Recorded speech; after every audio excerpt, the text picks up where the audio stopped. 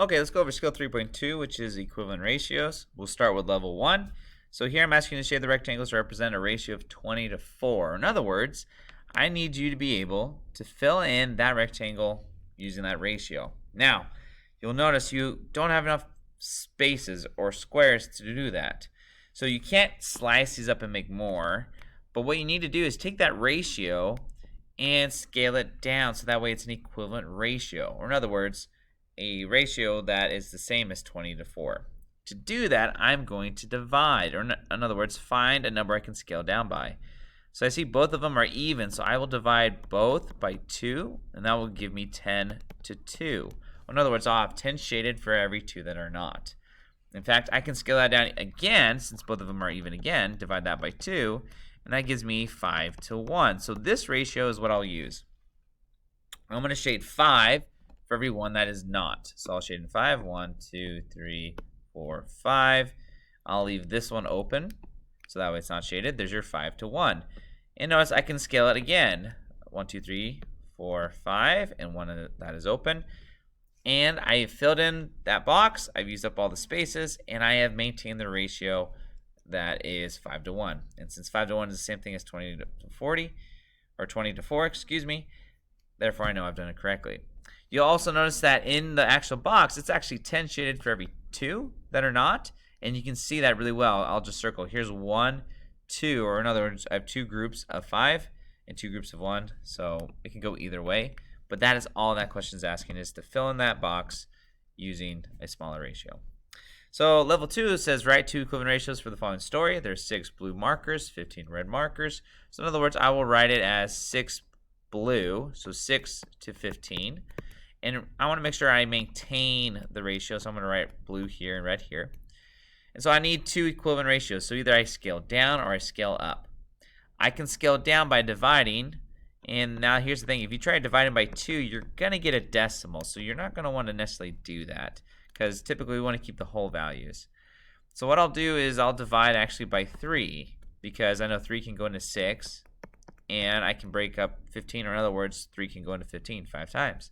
So if I scale down, one ratio I'll write is 2 to 5.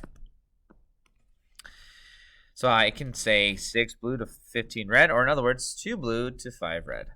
Another ratio I can use would be to scale up. So I'm going to actually take this one that I have written, and I'm going to scale it up. I'm going to multiply it by 4. So again, it doesn't matter what you scale up by, as long as you multiply with the same number. So I'll multiply both by 4. That gives me 8 to 20. And that right there is my ratio, or another ratio that would work. Okay? So I have my 2 equivalent ratios right there, and that is all level 2 is asking. Level 3 is saying there is a bag full of 2 types of coins. You only have quarters and pennies. And they're saying that the ratio of quarters to pennies is 5 to 4. Or in other words, 5 quarters for every 4 pennies. I'm going to go off the screen for a little bit. Okay, so knowing that I have 5 to 4, they're telling me that there are 72 total coins in the bag. How many total quarters are there? Well, this is where you have to think for a little bit. That 72 is total quarters. Oh, sorry, total coins. You have a total right here of 9 coins. So this is really 9 total coins. Well, how many groups of 9 do I need in order to get to 72? Well, if you're not sure, you can divide 72 by 9, or figure out 9 times what gives you 72. Well, I can divide by 9, and you'll find out that the answer would be 8. So I need 8 groups of 9, which means I need 8 groups of 5 quarters and 8 groups of 4 pennies. Well, 8 times 5 is 40, and 8 times 4 is 32. Notice if I add those two numbers, you'll get 72.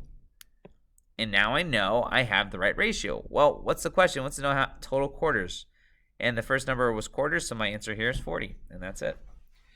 So the key thing about equivalent ratios, and I think most of you understand this, is you're just scaling up and scaling down, just like what we do with fractions. To maintain the fraction, you had to multiply both the top and the bottom by the same number. So the hard part is scaling down, because division is a little bit of tricky for you. But the key thing is, once you figure out what you're dividing it by, it's actually quite simple. And if you're struggling with it, you're welcome to use a calculator to help you out with that. So hopefully that made sense. Let me know if it didn't, and we'll talk.